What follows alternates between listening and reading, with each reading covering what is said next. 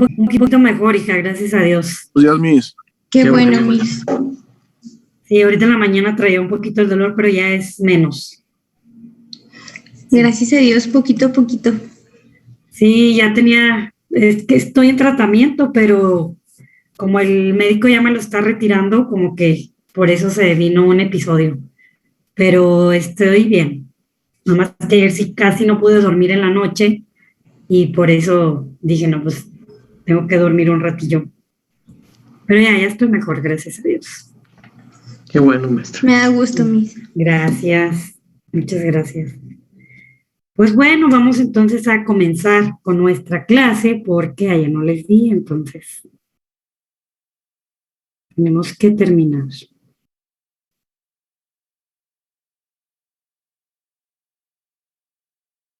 Recording in progress.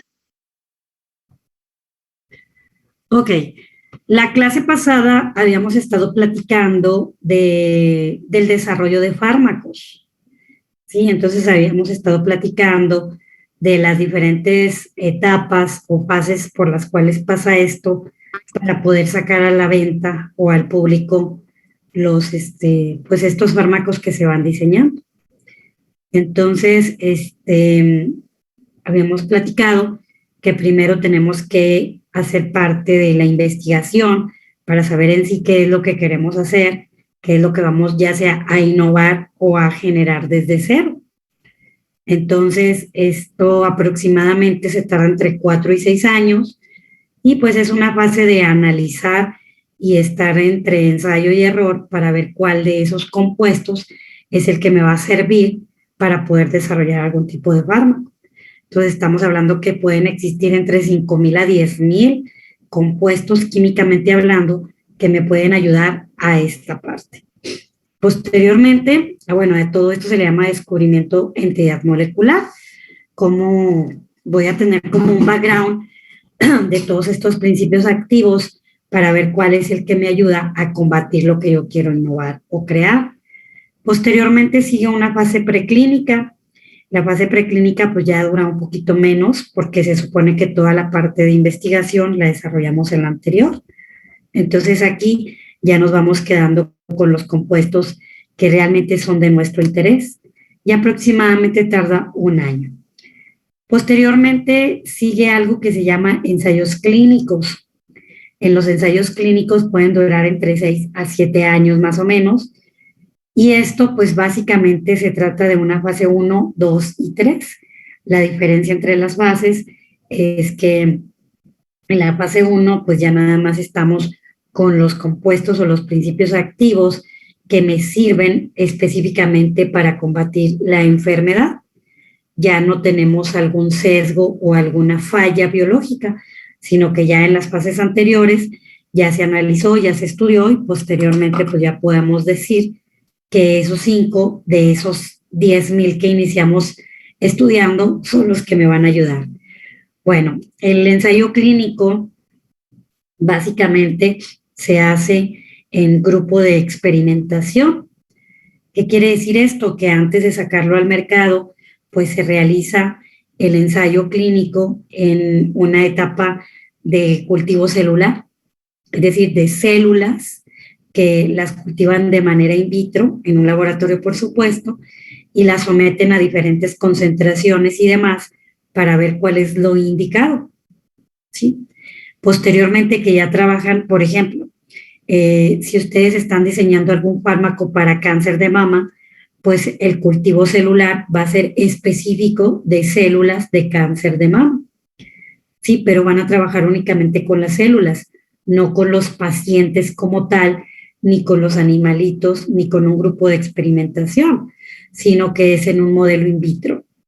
Entonces aquí es como nosotros podemos ver las diferentes concentraciones que se le van a hacer a este medicamento o en qué presentación. ¿Por qué? Pues porque la célula yo la puedo reproducir como reproduzco un microorganismo, por ejemplo. Sí, nada más que en otros medios de cultivo con diferentes nutrientes y diferentes antibióticos para evitar la formación de microorganismos, precisamente. Bueno, pues una vez que ya pasa esta etapa, pues por supuesto que debemos de tener diferentes grupos de ensayo clínico. Por ejemplo, un grupo de células con cáncer de mama, otro grupo de células con un cáncer de mama que no estoy analizando, por ejemplo, el triple negativo y en el otro que sea el basal, por decir algo, y otro tipo de células que no tengan cáncer. Entonces, al tener yo 3 grupos de células, voy a ver las diferencias de este medicamento que yo estoy innovando o generando a partir de cero, cuáles son las variantes que puede tener en estos 3 grupos de ensayo.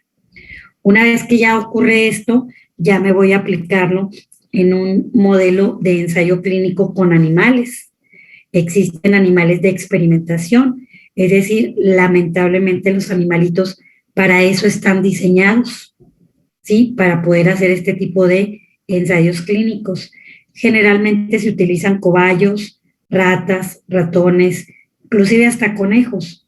Hay algunos estudios que utilizan, por ejemplo, perritos y utilizan los perritos callejeros. Que digo yo, no está bien. A mí de la manera personal no me gusta trabajar con modelos de experimentación con animalitos porque pues son seres vivos, ¿verdad? Entonces yo como que ahí me conflictúo un poquito. Pero para eso están diseñados los animales.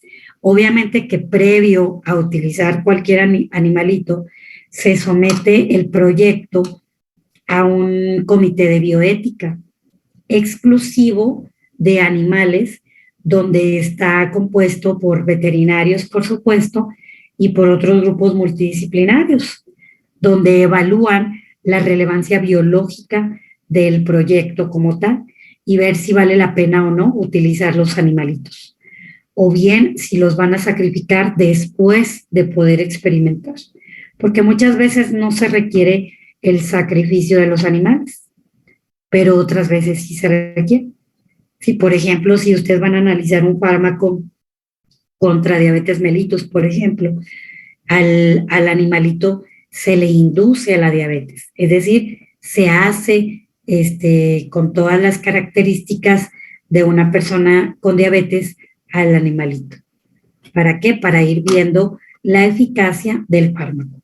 Y pues ahí, como nada más le estamos induciendo, pues no necesariamente puede ser sacrificado el animal.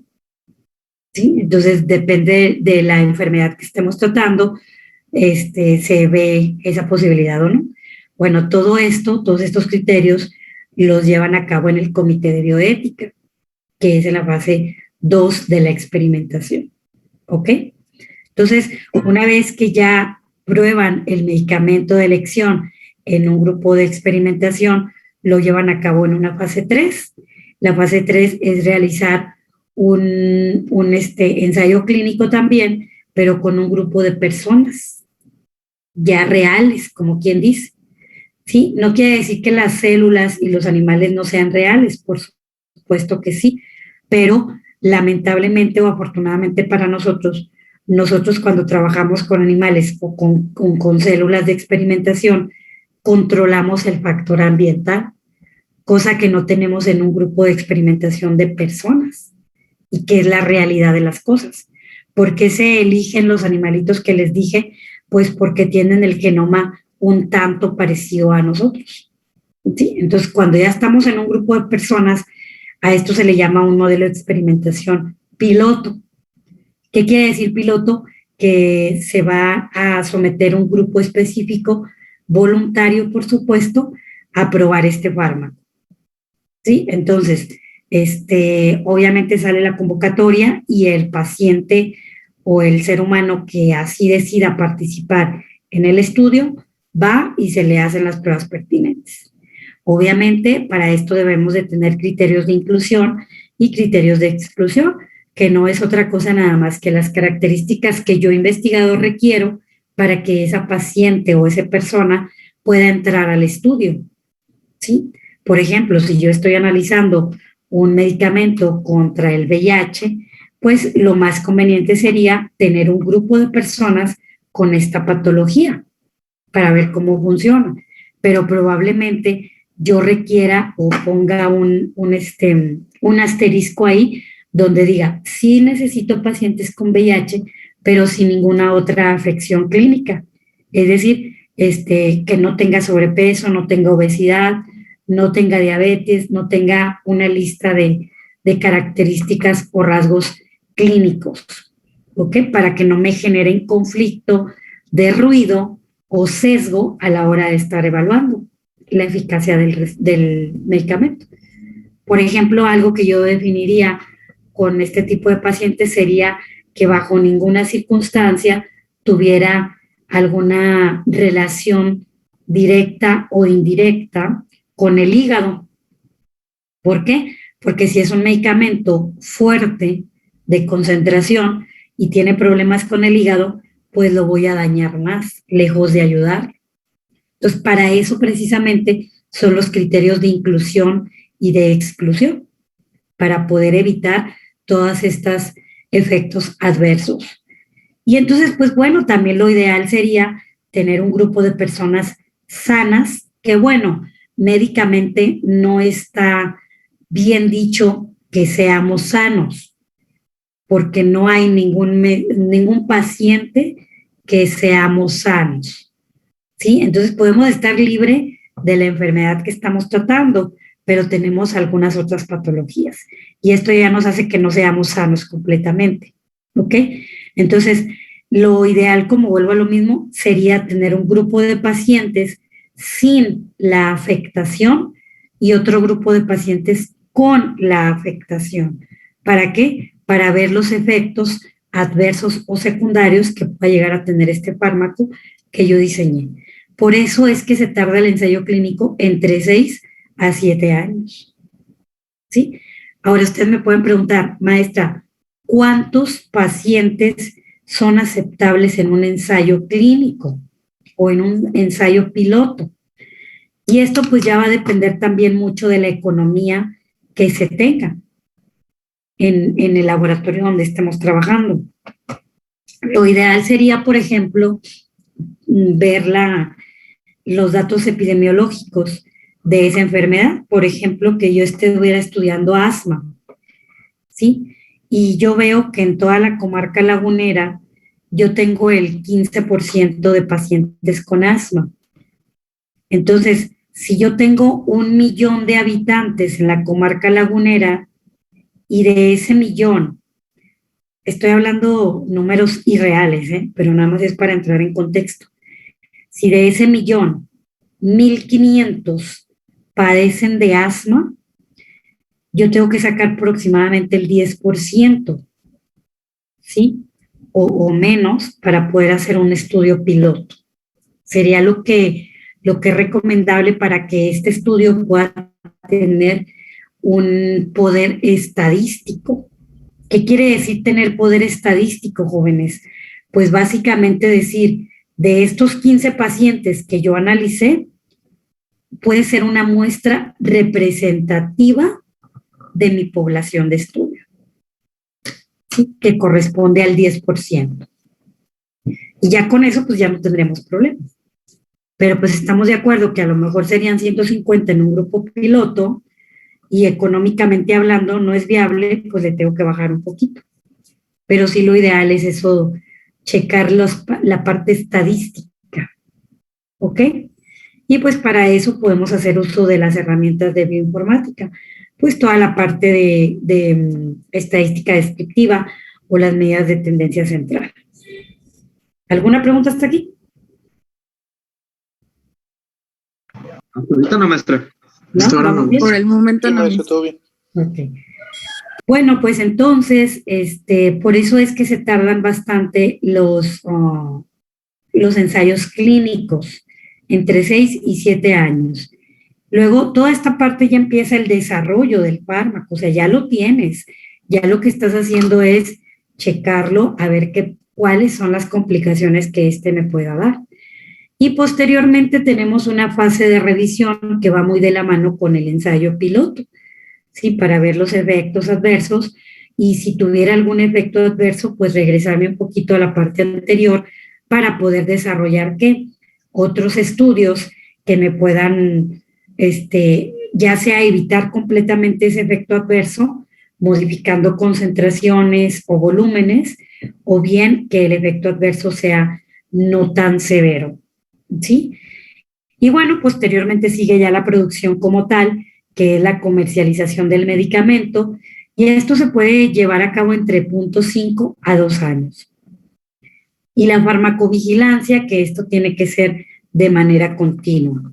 ¿Habían escuchado hablar de esta palabra, farmacovigilancia? La verdad no, pero Yo no, Miss. No, maestra. No, ni idea. ¿Qué se les ocurre con esta palabra? ¿Qué creen que signifique? Evaluación del fármaco que no cause peligro. Exacto. ¿Qué más?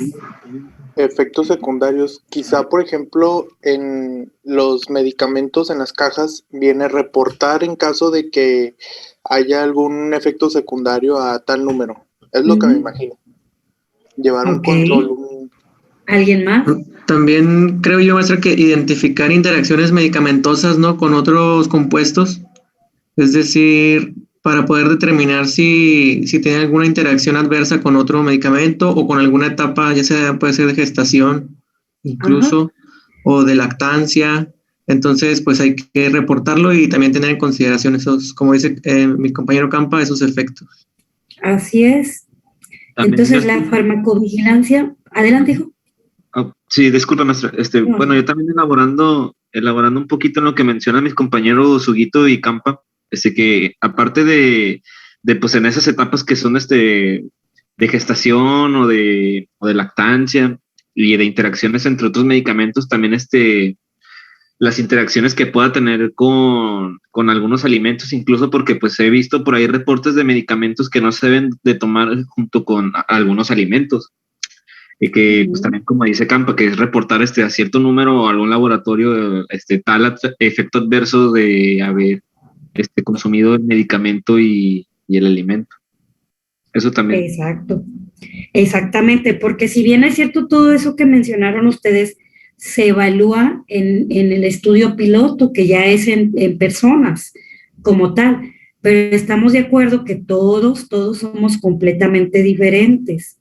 Quizás hablando de genética, somos iguales porque tenemos el mismo número de genes todos, los cuales van a codificar para ciertas proteínas, pero nuestro entorno ambiente es muy diferente. Probablemente a lo mejor Alberto vive muy cerquita de Peñoles y probablemente Alicia viva por allá por Transporte y probablemente yo vivo en otro ejido o en otro ranchito donde no tengamos los servicios básicos y probablemente a lo mejor Huguito viva en la ciudad, ¿sí? Entonces, las condiciones ambientales son muy diferentes.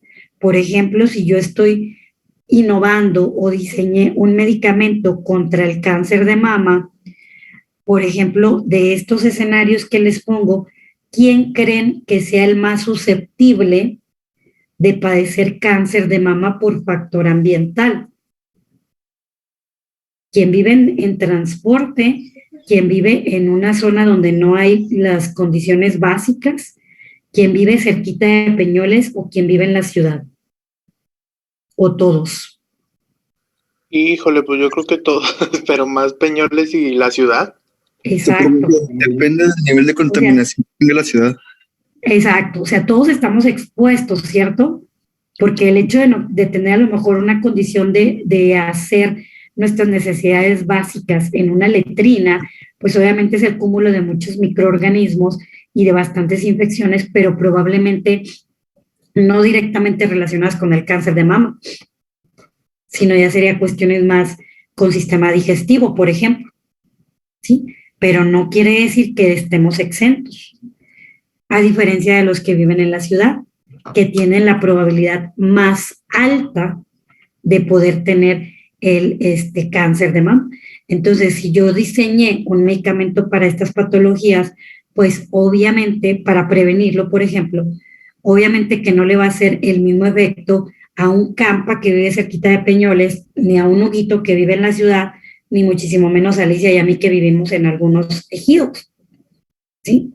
Entonces, es precisamente por eso que cuando sale a la venta un medicamento, tenemos que tener la farmacovigilancia, de decir, ok, yo ya lo hice en su momento dado en un ensayo preclínico, pero las condiciones ambientales son muy diferentes en toda la población. Entonces, por eso siempre se le tiene que dar aviso a nuestras autoridades sanitarias de cualquier situación del medicamento que está nuevo. Por ejemplo, ya les había platicado yo que mi problema del sistema musculoesquelético o que me falten mis dedos es por la ingesta de mi mamá de un medicamento. Ese medicamento se analizó, ese medicamento tuvo todas estas fases, chicos. ¿Sí? Entonces, en la farmacovigilancia precisamente es cuando se dan cuenta que está afectando a las personas embarazadas en el primer trimestre de vida.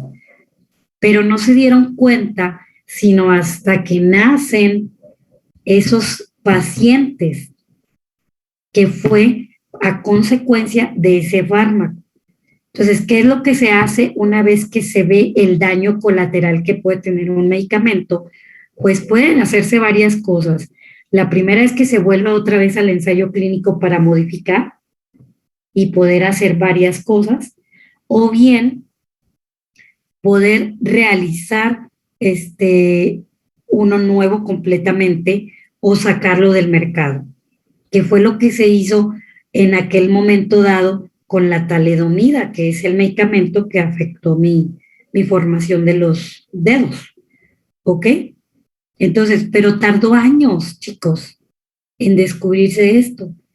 Entonces, las personas que yo conozco con esta afectación generalmente son de 1980 a 1990 más o menos.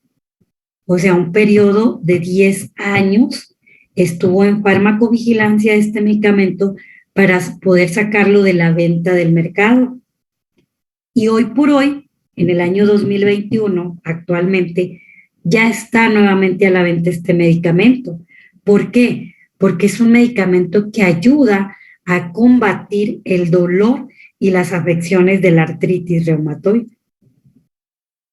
Entonces, son cuestiones que, híjole, ¿cómo le haces? ¿O qué quieres hacer? Combatir la artritis, que son dolores muy intensos, porque me han contado, tenía la prima de mi papá, ya murió ella, pero ella tenía este padecimiento y ella me comentaba que hasta el roce de la sábana con su cuerpo generaba dolores inmensos. Entonces, ¿cómo le hacen en este contexto? ¿Dejan el medicamento para combatir dolores de la artritis, conociendo que puede tener afecciones de esta índole? ¿O bien lo sacas de la venta, o mejor lo analizas y pones restricciones como el hecho de que no se te venda sin receta médica para poder evitar o decir que está contraindicado en pacientes en los primeros meses de gestación? Sí, eso es la farmacovigilancia. ¿Ok? ¿Alguna pregunta hasta aquí? No, de hecho quedó más claro, en mi opinión. Sí. Y luego ahora yo les voy a preguntar algo, jóvenes. Imagínense todo esto que les acabo de platicar. ¿Cuántos años nos llevamos aproximadamente en sacar a la venta un medicamento? Vamos a hacer las cuentas con lo más bajo. Suponiendo que me lleve aquí 4 años, más uno de acá son 5, más 6 años son 11, más 0.5 son 11 años y medio. ¿Sí?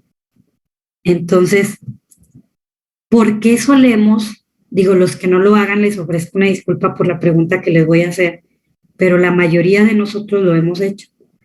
¿Por qué decimos? Es que los medicamentos de patente están bien caros.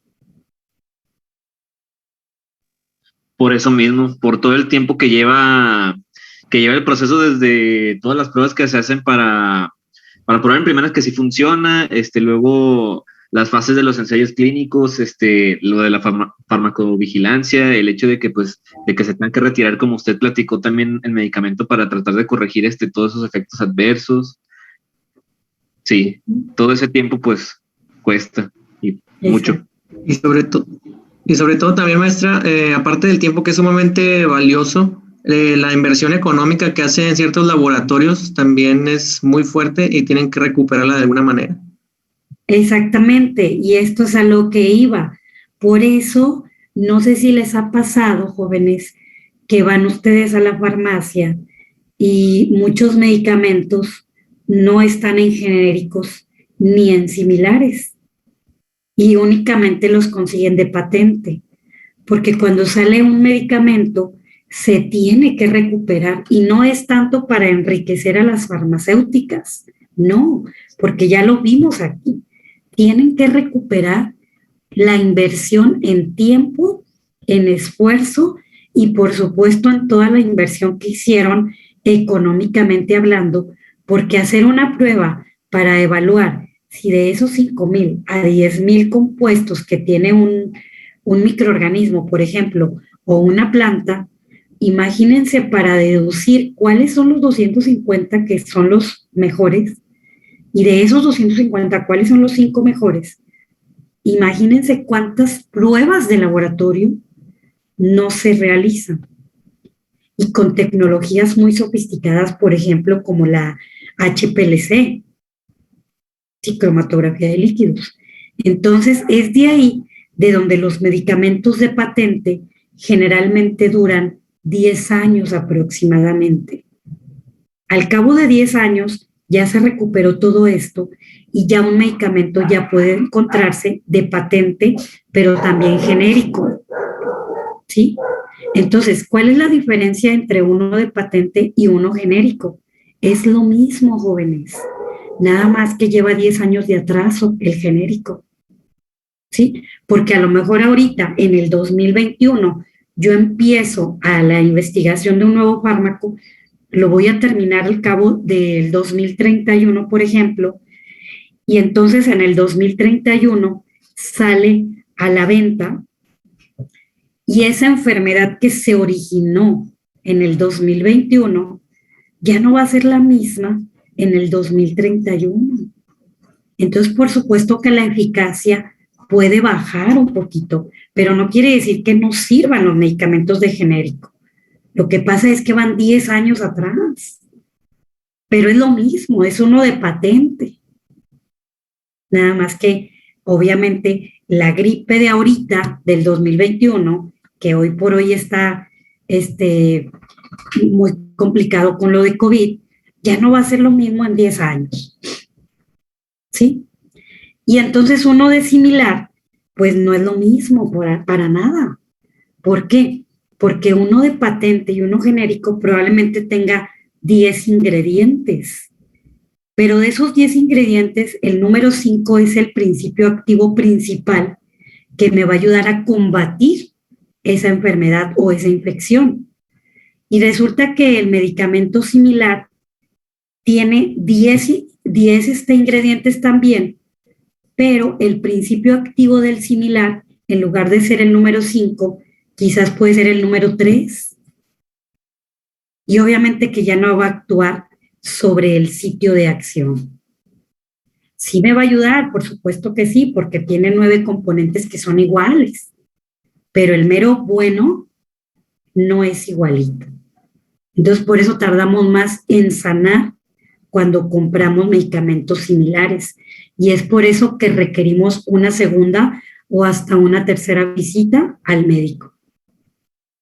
Por eso cuando nosotros vamos al médico y nos receta un medicamento de patente, es bien conocido que a los 2 o 3 días máximo, usted ya ande como si nada. Y desde la primera toma o segunda toma del medicamento de patente, usted vea la mejora. Quizás no completamente la cura, ¿sí? Pero sí ya va a haber una mejoría de un 100%, quizás de un 70% o un 80%. a diferencia de uno genérico, que es hasta el tercer o cuarto día que ya vemos la mejoría y ya la cura como tal hasta el día 6 o 7, pero uno de similar no es así. ¿Sí? Entonces, por eso, ojo chicos, a veces solemos gastar en muchas tonteras y ponemos en tela de juicio nuestra salud y preferimos ir a un doctor simi. El doctor, el médico, tiene el mismo conocimiento, pero trabaja en una farmacia donde hacen medicamentos similares. ¿Sí? No es lo mismo, por eso es que están más económicos.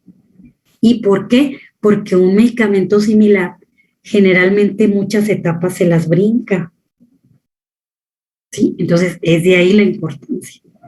Entonces, espero que de ahora en adelante nos vayamos a comprar. Lo ideal es de patente, aunque nos cueste un poquito más, o si no, por lo menos uno de genérico. Y si vamos a comprar similar, que sea un médico el que nos recete un medicamento similar. Nosotros no, porque si nosotros nos automedicamos, pasa lo que no queremos que pase y está muy cerquitas, la resistencia de los medicamentos. Y ahí va a estar complicada la cosa, porque imagínense tener resistencia de todos los medicamentos de amplio espectro, ahora sí, como diría el Buki, ¿a dónde vamos a parar? ¿Sí? ¿Alguna pregunta? Pero literal, mientras que una persona se automedique correctamente, con eso basta, ¿no? Lo ideal es no automedicarse, hijo. ¿Por qué? Porque obviamente usted no tiene la formación de médico como tal. Y a lo mejor usted está enfermo de una gripe, que es lo más común que nosotros nos medicamos, ¿no? Pero probablemente ese medicamento pueda generar alguna afectación directamente sobre el hígado. Por ejemplo, ya ven que está de moda lo del COVID, la pandemia, ¿verdad? Y el medicamento de elección es paracetamol, en la mayoría de los casos. Hay mucha gente que le da antibióticos a la gente que se enferma pero de gripe. Exacto. Exactamente. De hecho, en mi casa pasó una situación así. Mi mamá se enfermó de la gripe y mi tía de que, pues, tómate un antigripal, un analgésico. Cuando se lo toma, mi mamá tiene arritmia cardíaca. O sea, y ella no puede consumir eso. Entonces, todos dijimos, pues, es una simple gripa. ¿Cómo se pudo poner tan grave? Por eso, y todos así de que no, pues ya no volvemos. Desde ahí mi tía ya dijo, mi tía es enfermera. Y dijo, en la vida les vuelvo a decir que se tomen algo. Sí. Y generalmente tenemos esas recomendaciones o de nuestras mamás, o de nuestras abuelitas, o de el sector salud como enfermeras, químicos, o alguien que trabaje en un hospital. ¿Sí? Y es por eso precisamente que se está generando todo esto. Volviendo al ejemplo del paracetamol. ¿Ustedes sabían que el consumir paracetamol de manera cotidiana, a largo plazo, me genera afectaciones en el hígado? El paracetamol, que en teoría es uno de los medicamentos más nobles que puede existir. Y el problema es que la gente abusa de eso. Por ejemplo, mi abuela, cada vez que se mete a bañar, se toma un paracetamol saliendo, dice que para no enfermarse. Y es como de, no, señora, no funciona así. No. Que para que no le dé un aire. No, ahí sí está complicado. ¿Por qué? Porque volviendo a lo mismo, ¿no? Como ahorita tenemos el tema de COVID y como la mayoría de la gente sabe que se les da paracetamol, se la toma inclusive como tomarse un vaso con agua. Pero a largos periodos de tiempo y por un tiempo prolongado, pues, y puede generar afectaciones en el hígado. Y entonces ahí sí vamos a ir con el médico, es que, pues yo no tomo. Ay, pero es que tiene cirrosis, señora.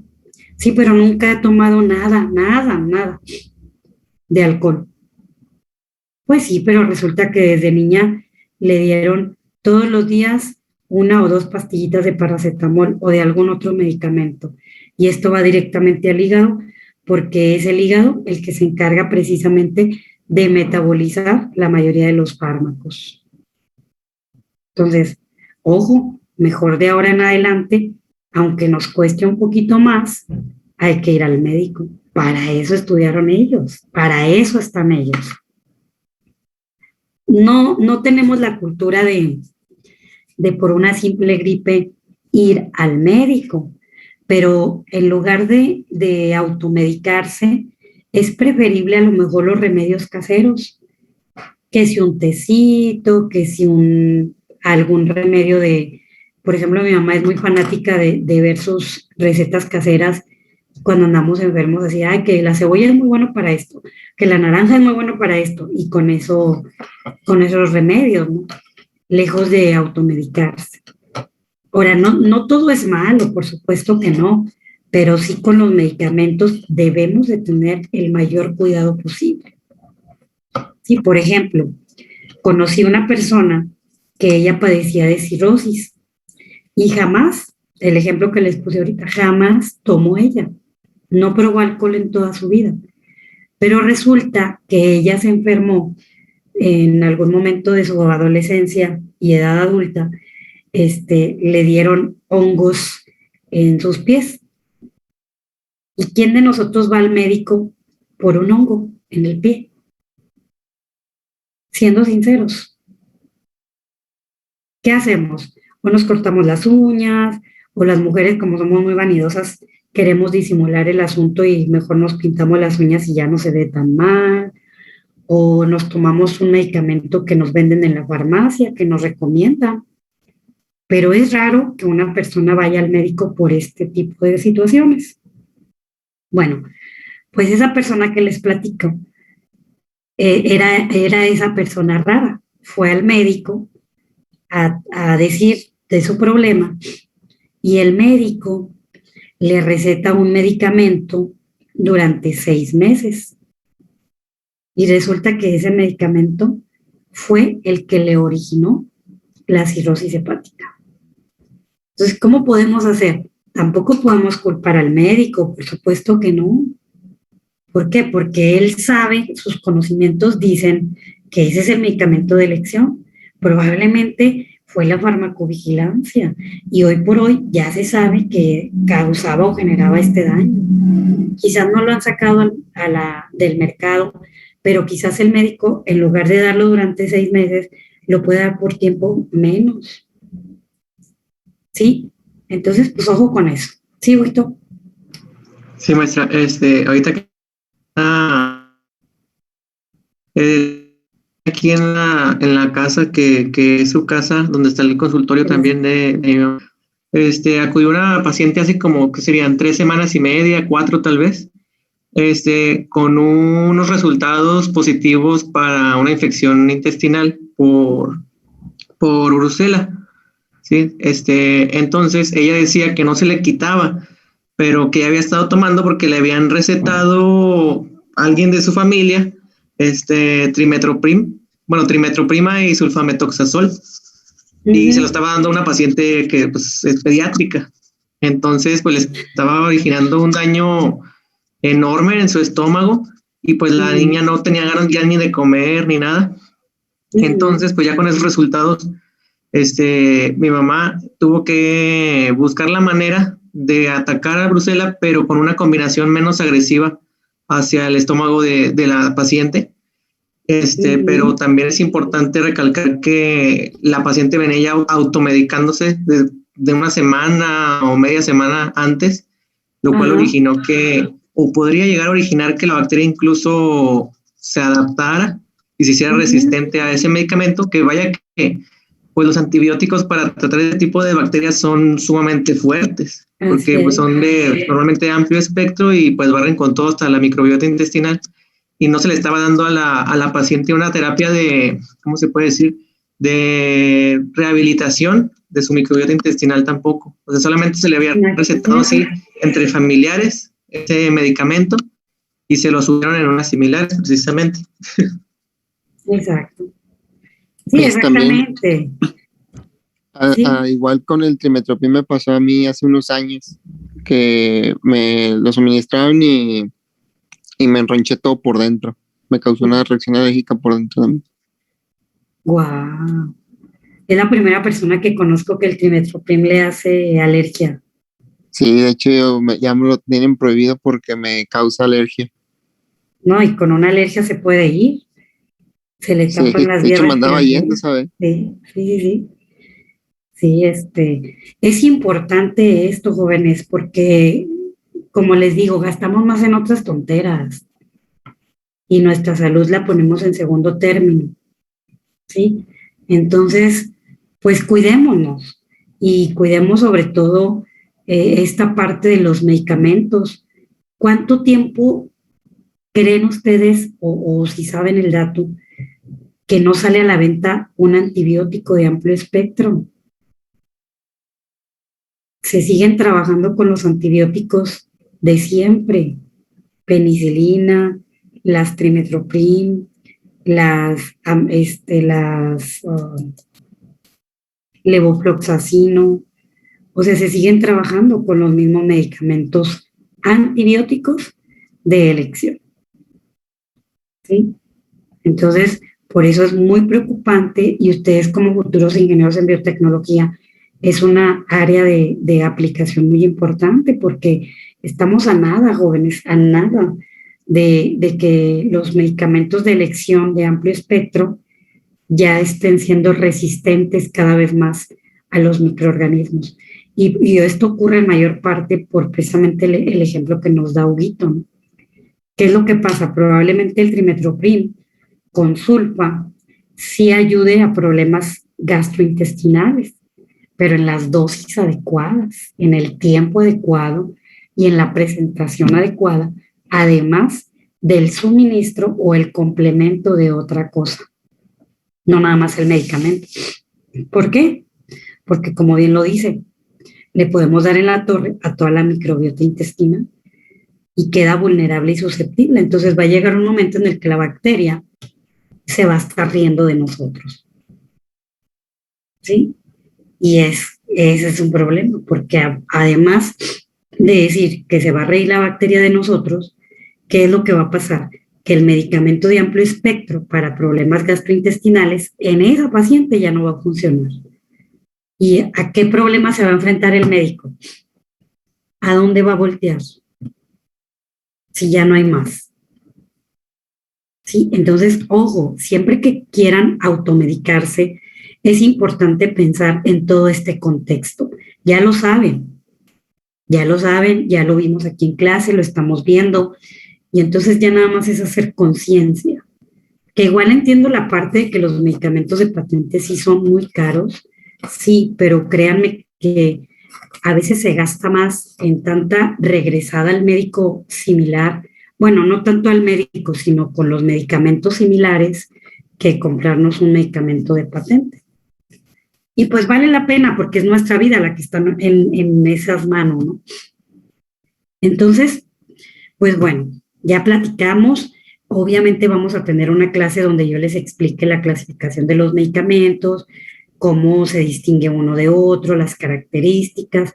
Ahorita acuérdense que la unidad 1 es el panorama de la biotecnología médico-farmacéutica. O sea, mi deber es platicarles a grandes rasgos qué se ve o cuál es la aplicación directa de la biotecnología con esta materia. ¿Sí? ¿Alguna pregunta o algún comentario que quieran realizar? ¿No? ¿Todo bien? Sí, me está bien. Todo bien, maestra. Muy bien. Pues entonces por eso termino casi la clase con esta frase importante, ¿verdad? La biotecnología, que es su carrera, además de utilizar células u organismos que ofrecen su entorno, permite modificarlos y manipularlos en función de las necesidades que se presenten. ¿Sí? Entonces ustedes, gracias a sus herramientas biotecnológicas, pueden llevar a cabo diferentes cosas y esto va a ser en función de lo que ustedes así requieran. Bueno, y del área. ¿Sí? Si un veterinólogo quiere diseñar un fármaco, ¿en qué área debe especializarse? Es en la farmacéutica, biotecnología farmacéutica. Ok, está bien, gracias. Sí, de nada. Ok, bueno, entonces, pues por eso les digo, su carrera tiene muchas vertientes y están bien padres todas las vertientes. Nada más el punto aquí es que conozcan un poquito y que les genere ese interés para poder seguirle, ¿verdad? Pero obviamente que tampoco les voy a decir que es muy fácil. Ya vimos en la diapositiva anterior cuánto tiempo tarda para poder diseñar esto. Sí, entonces, precisamente por el tiempo es que muchas personas no creen en la vacuna contra el COVID, porque dicen es que se tardan mucho los medicamentos en salir a la venta.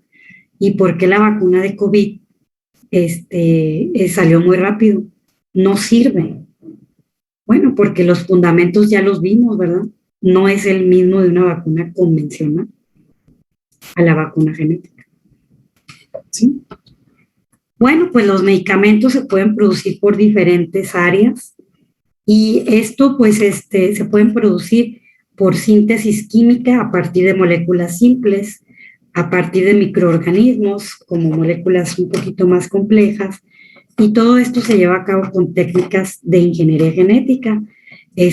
Pueden tener en algunas ocasiones un bajo o un alto rendimiento y también, dependiendo del método que utilicen, pueden tener riesgo de contaminación. ¿Okay? Entonces, como les digo, todo esto lo vamos a ver más a fondo, cómo se obtienen, cuál es la síntesis química, cuál es cómo o los microorganismos y cuáles son las técnicas de ingeniería genética de elección para poder obtener estos fármacos. ¿Sale? ¿Alguna pregunta, comentario, duda, sugerencia?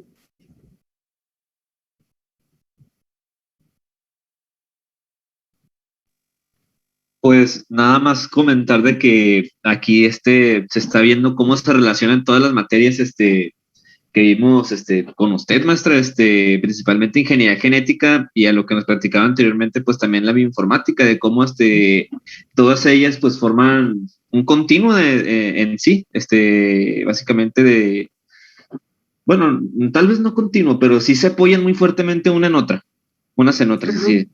Y es lo que veo aquí, que todo tiene su relación, su ligadura. Así es, hijo. Y desde las materias básicas como la química, ¿no? Si nosotros no sabemos química, pues aunque seamos muy expertos en ingeniería genética, no vamos a poder hacer nada. Así es. Y más adelante les voy a platicar precisamente esto de las ciencias ómicas que son las que están relacionadas directamente con esta materia. Y se van a dar cuenta que sí, en efecto, son muchas, desde metabolómica, ingeniería genética, bioinformática, biología, por supuesto, química y algunas otras. ¿Sí? Pero bueno, entonces, por ahí dice María Curie, dice, sé menos curioso con la gente y más curioso con las ideas. Muchas veces nos desgastamos nuestra energía en pensar o saber qué es lo que quiere la demás gente antes de aterrizar nuestras ideas. En pocas palabras, andamos ahí de chismosillos, ¿verdad? Y debemos de ser más chismosos, sí, pero con lo que yo pienso, con nuestras ideas, con todo lo que está aquí en mi cabecita para poder proyectar y ver a un futuro y poder aplicar todo esto, por supuesto. ¿Ok?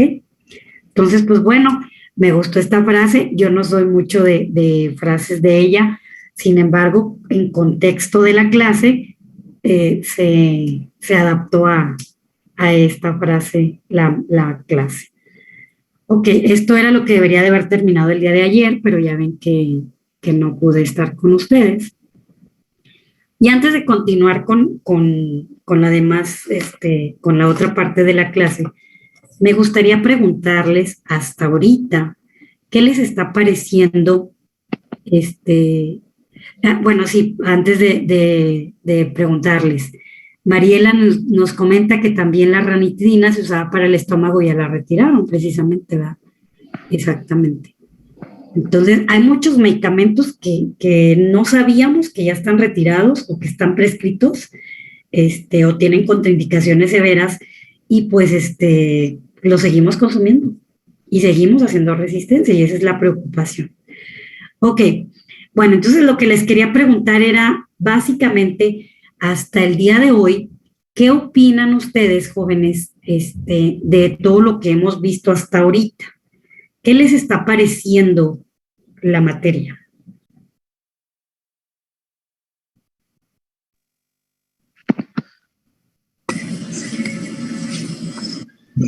Muy interesante.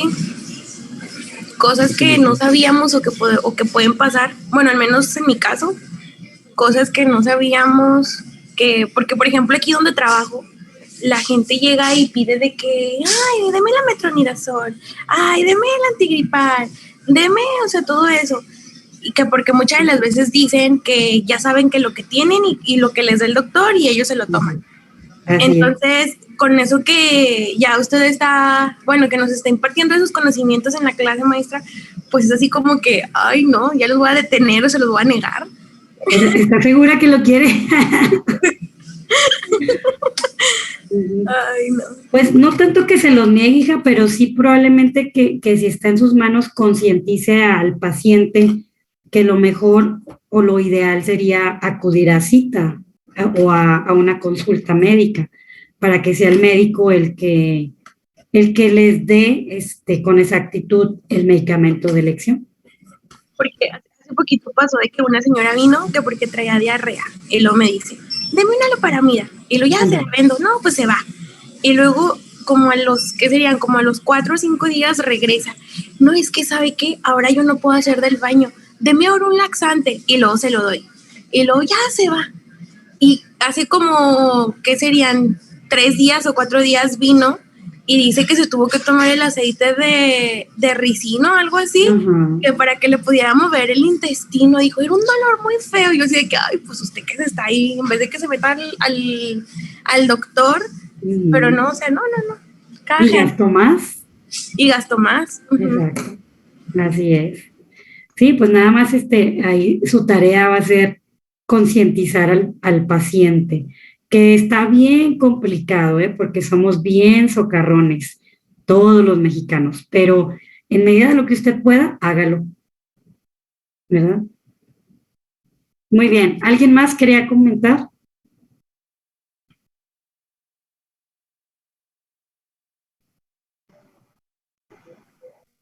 Yo mismo.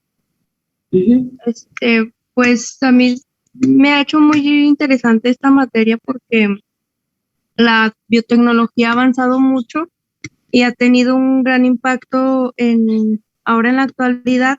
Ya ve que ahora se sacó tardaban años en sacar vacunas y ahora como sacaron rápido en un año la vacuna del COVID, y pues es muy importante porque también nosotros podemos hacer un cambio a la humanidad, por ejemplo, inventar un nuevo medicamento y muchas cosas. Así es. Y espero que siga con esa visión, Daniela, ¿eh? Sí, muy bien. Gracias. Huguito. Sí, maestra. Pues complementando también a lo que han dicho mis compañeras, en lo personal se me ha hecho una materia muy interesante. Cosas que a lo mejor sabíamos, pero que por convicción ignorábamos, las estamos viendo de nuevo. Y sobre todo nos está recalcando y nos está quitando la venda de los ojos acerca de esto de la automedicación, la importancia que es acudir al médico y sobre todo la importancia que tenemos nosotros como biotecnólogos hacia el futuro en la generación de nuevos medicamentos. Es decir, nos está también dando esperanza, si lo queremos ver de esa manera, porque a los biotecnólogos nos dicen, como estamos aquí en la región lagunera, a lo mejor te puedes dedicar al área de alimentos, a lo mejor te puedes dedicar al área de la agricultura, gestión de calidad en una industria, etcétera, y no se nos inculca o no se nos abre el panorama tanto hacia nuevas visiones o nuevos sectores en los que podemos aplicar nuestro conocimiento como biotecnólogos. Así es. Muy bien, Huguito, gracias. ¿Alguien más quiere compartir?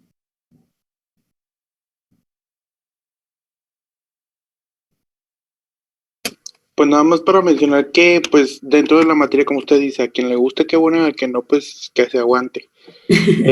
A mí, en mi caso, me agrada la materia, está muy interesante y, pues, qué mejor que vayamos retomando también materias que ya habíamos visto con usted o con otros profesores y que, pues, aparte no se vayan olvidando y reforzar los conocimientos que usted nos está aportando ahorita. Ok. Gracias, Ernesto. Yo pensé que iba a decir, pues no me gusta, pero me estoy aguantando. No, sí, créame que tiene interés. Ok. ¿Alguien más?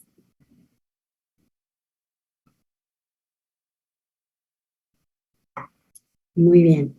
Bueno, esto se los pregunto no tanto para que me digan en sí si les gusta cómo les doy o no la clase, sino más bien el contexto que quería o a lo que quiero llegar es que realmente ustedes vean todo ese panorama que tienen, fuera de lo que ya habían visto, por supuesto, ¿sí?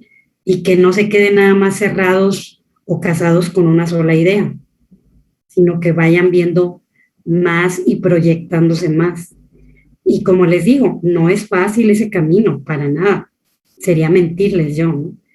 Pero tampoco es imposible. Y cuando nos gusta, aunque batallemos 1, 2 y 10,000 veces, ahí vamos a estar. Entonces, en gran medida de todo esto que tiene que ver la biotecnología con la medicina, pues tiene mucho que ver de la perseverancia, de la constancia, de la actitud que se tenga para poder hacer todo esto. ¿Ok? Pero bueno, entonces era como esa la idea de saber si realmente como que les estaba generando esa espinita de decir, oh, existe algo más allá que la agronomía, que la alimentación, o que lo que ya habían visto en otras clases. ¿Sí? Muy bien, entonces vamos a continuar con la otra parte de la clase, que también es muy interesante. Antes de compartir las diapositivas, me gustaría preguntarles, jóvenes, ¿cómo ustedes que están a menos de 1 año de ser ingenieros en biotecnología, cómo me definen biotecnología? ¿Qué es para ustedes la biotecnología? Simple, así, lo primero que se me viene a la cabeza, yo diría que la biotecnología es simplemente el uso de agentes vivos, cosas de los agentes vivos, las técnicas que utilizamos de los agentes vivos para solucionar alguna cosa. Ok, muy bien, gracias, Fabián. ¿Alguien que quiera complementar la respuesta de Fabián? Bueno, ¿O estamos de acuerdo? Ok. Yo para complementar también la respuesta de Fabián, pues no solo de los agentes vivos, pues nos podemos valer nosotros los biotecnólogos, así como usted nos había mencionado algunas clases atrás, sino como menciona, nosotros también podemos trabajar en el diseño, tanto como en esta materia de fármacos, de medicamentos, y suplementar toda esa información adicional a los médicos para que ¿cómo podría decirle? Ampliar también sus panoramas sobre la función de los medicamentos que ellos recetan. También bueno, somos ingenieros, ¿verdad? El diseño también de aparatos que puedan ayudarles. Básicamente, que no se nos cierren las puertas ni que se nos acabe el mundo por no tener microorganismos o virus para trabajar, sino que todo ese abanico de opciones que tenemos nosotros como ingenieros biotecnólogos nos puede valer para llevar una carrera, una vida profesional pues plena, haciendo lo que nos gusta. Así es, y haciendo como un poquito de uso de sus palabras, pues se los voy a regresar. Y si se enojan, pues me vale, ¿verdad?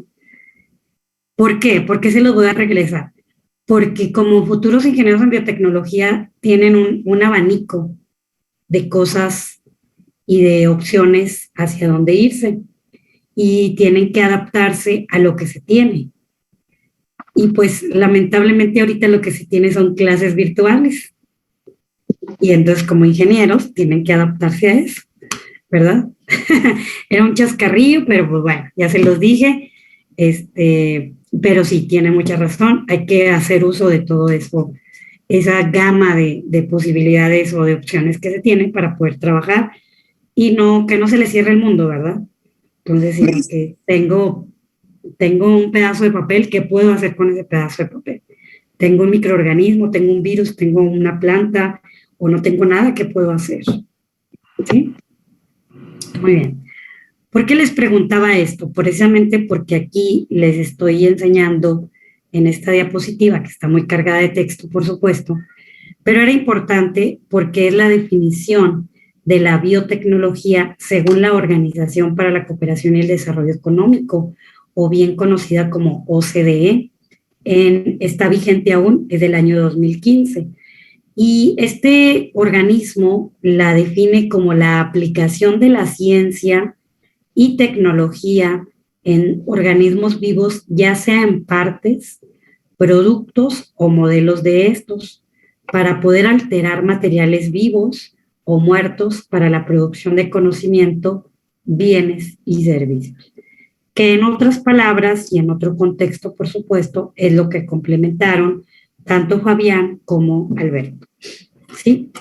Esta organización, que es la OCDE, también le añade otras partes importantes a esta definición, y es que enumera las diferentes técnicas con las que se pueden manejar o que se deben de incluir para poder definir a la biotecnología, que podemos utilizar moléculas desde ADN, ARN, proteínas, otras moléculas, estamos hablando de los metabolitos, que se generan a partir de células, tejidos, cultivos e ingeniería, técnicas biotecnológicas de procesamiento, vectores de genes y ARN, bioinformática y nanobiotecnología.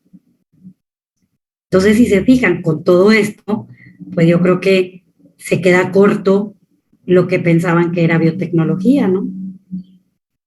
Porque engloba muchas ciencias y no nada más podemos trabajar de organismos vivos, ¿sí? También se puede trabajar con todo el organismo, con una parte del organismo como tejido o como la célula como tal, ¿sí? Por ejemplo, ¿alguien había escuchado hablar de nanobiotecnología? ¿Qué es la nanobiotecnología? Es el instrumento de ¿cómo se llama? De materiales que ayudan a realizar ciertos trabajos de forma nanómetra. De forma nanómetra a nivel atómico, ¿no, Miss? Por ahí va, hijo, por ahí va. ¿Quién más? No sé si tenga mucho que ver, pero creo que había leído que era sobre el uso de nanobots o robots pequeños, por ejemplo, para la construcción de biobases como alguna prótesis, reconstruir un tejido, usar los robots para monitorear si un medicamento llegaba al sitio de acción, o usarlos como vehículo para que se liberaran en algún lugar, o que hicieran algún proceso por nosotros en el organismo en vivo. Así es, gracias. ¿Alguien más? Pues la nanobiotecnología, jóvenes, por supuesto que tiene razón lo que comentan sus compañeros, Dulce, si mal no escucho, y Fabián. Y pues sí, en efecto, la nanobiotecnología es una rama, no se le considera como ciencia como tal porque es un compendio de muchas ramas de la tecnología que generalmente trata de aprovechar todos los conocimientos básicos y exhaustivos de la biología molecular.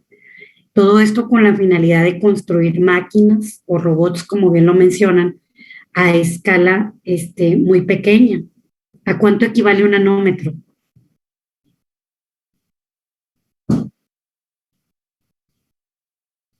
Es la milésima parte de un micrómetro. ¿Cuánto? ¿Saben? 1 por 10 a la -9 metros, kilogramos, etc.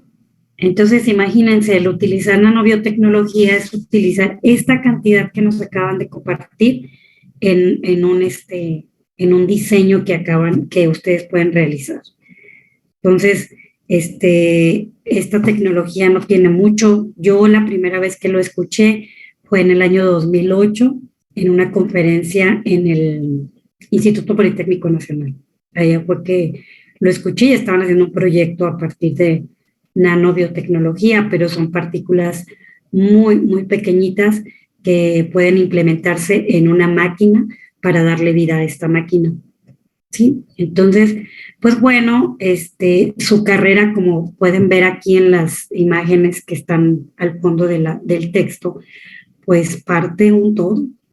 Podemos estudiar partículas, podemos estudiar átomos, podemos estudiar moléculas como el DNA, organismos completos como aquí la planta o los virus, para poder diseñar ¿qué? Fármacos, vacunas, podemos hacer cultivo celular, podemos hacer un mundo de cosas que ustedes así lo deseen o lo quieran innovar. Entonces, ¿por qué es importante esto? Porque como futuros ingenieros en biotecnología, jóvenes, se tiene este cuadro que ustedes mejor que nadie me lo pueden explicar, porque es la diversa clasificación que se tiene de su carrera, que se clasifica por colores, como ya ustedes lo conocen. La biotecnología roja, pues es aquella que se centra básicamente en la salud, y en la medicina. Y aquí pues algunos productos que podemos obtener es desde la terapia génica para un diagnóstico y tratamiento de algún padecimiento como el cáncer, por ejemplo, o podemos diseñar kits de diagnóstico de enfermedades propiamente como el cáncer, el Alzheimer, mal del Parkinson, diabetes, hepatitis, la simple gripe, entre algunos otros, por mencionar pues algunos. La biotecnología amarilla, pues es toda la que tiene que ver con la alimentación y la nutrición. Y aquí, pues algunos productos son los nutracéuticos, la nutrigenómica, los aditivos. Tiene que ver más bien con toda la parte ajena al alimento que nosotros le podemos agregar para poder modificar y tener un fin. La biotecnología azul, pues es la acuicultura o todo lo que tiene que ver con las especies y ambientes marinos, los peces o los animales modificados genéticamente, bioprospección de la biodiversidad marina y la extracción de principios activos a partir de los microorganismos acuáticos. Por ejemplo, la TAC polimerasa, que es la enzima de replicación para la PCR, que la obtenemos a partir de la termus acuático. Y ya de ahí obtenemos el principio activo. La biotecnología verde, que es la que tiene que ver con la agricultura y todos los ambientes forestales, pues algunos productos es la micropropagación de plantas, la mejora genética de árboles o las plantas genéticamente modificadas. La biotecnología marrón, pues es la biotecnología animal y veterinaria, y aquí pues obtenemos, por ejemplo, las vacunas específicamente de salud animal, la clonación de animales, como en algún momento la oveja Dolly. La biotecnología púrpura, pues es la bioseguridad y la propiedad intelectual, también es importante mencionarlo, porque aquí podemos obtener las patentes, las publicaciones, los derechos de todo lo que yo sé, de derechos de propiedad, las negociaciones que se pueden hacer a nivel nacional, estatal y, por qué no, a nivel internacional con la biotecnología y la bioseguridad y el resguardo de ese conocimiento. La biotecnología blanca, pues es la bioindustria y bioprocesos, donde podemos obtener algunos productos como enzimas, el bioetanol, la elaboración de plásticos o algunos productos químicos. La biotecnología color oro, pues la bioinformática, la nanobiotecnología, pues gracias a todos los análisis genómicos podemos diseñar microarreglos de ADN y podemos hacer análisis de expresión a partir de un análisis bioinformático. También tenemos la biotecnología gris, que tiene que ver todo lo del ambiente, el tratamiento, la bioremediación, biocombustibles, biofertilizantes, todo lo que es la biodiversidad. Y bueno, pues obviamente que por ahí también existe la biotecnología negra, no me gusta mencionarla, pero existe, y pues es todo lo malo que podemos llevar a cabo con estas técnicas de interés para un mal a la sociedad, como el uso a lo mejor de la propagación de un virus, como en su momento dado fue el anthrax, que se transmitía o el vector de propagación era una carta, lo liofilizaban, lo ponían adentro del correo y al momento de abrirlo quedabas expuesto a las esporas y pues ya era como un arma biológicamente hablando. Entonces, pues bueno, todo esto, pues ustedes ya lo saben, son los futuros ingenieros en biotecnología. Y esta diapositiva, pues también es en gran parte esto mismo que acabamos de mencionar, nada más que ya con dibujitos aquí de las aplicaciones, ¿verdad? La biotecnología roja, pues ya habíamos dicho, podemos hacer huellas genéticas, es decir, esto me sirve mucho, por ejemplo, cuando hay personas desaparecidas también, pues un análisis forense para ver quién es esa persona, y darle un nombre, un apellido a esa persona desaparecida. Sí, entonces, pues todo esto, como lo podemos ver, pues son las diferentes aplicaciones de su carrera. Nosotros en esta materia, pues ¿cuáles son las biotecnologías que estamos viendo? Pues es la biotecnología roja, la biotecnología marrón, ¿y cuál otra?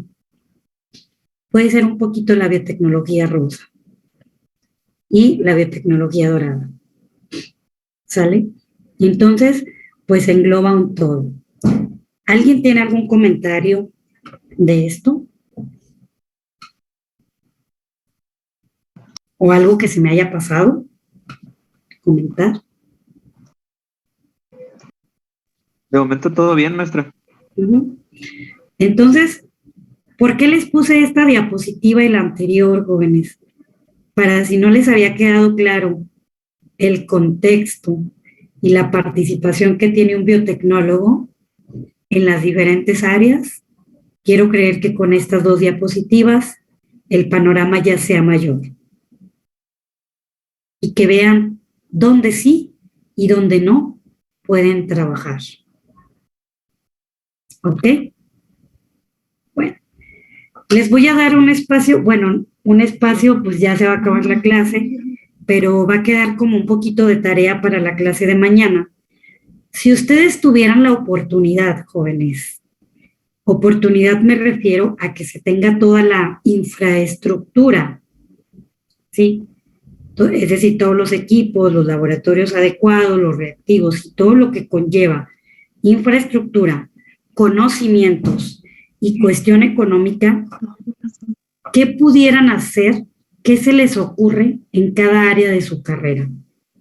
Y obviamente utilizando todos los conocimientos de toda la formación como biotecnólogos que ya tuvieron. Entonces, la anotan ahí en su cuaderno y mañana la discutimos. Si tuvieran la oportunidad de trabajar en cada parte o en cada área de la biotecnología, ¿qué harían? Considerando que tuvieran toda la lana del mundo, tuvieran ya todos los conocimientos que necesitan y la infraestructura. ¿Sí queda claro lo que les estoy pidiendo? Sí, Miss. Sí, maestra. Sí. Ok. Entonces, eso les iba a dar 20 minutos para hacerlo, quedan 9 minutos de la clase, lo pueden empezar ahorita o se lo llevan de tarea para mañana discutirlo. Tarea, Miss. Ok, maestra. Muy bien. Ok. Entonces, maestra, hablando de tarea, ayer tuve problemas con mi conexión y el cuadro de evidencia se lo envié al correo. Está bien, no se preocupe. ¿Ok? Muy bien. Ok, chicos, pues entonces nos despedimos aquí y vamos a continuar hasta el día de mañana, primeramente Dios. Que tengan un bonito día, cuídense mucho y muchísimas gracias. Que Dios los bendiga. Buenas noches. Gracias. Gracias. Hasta luego, bye bye.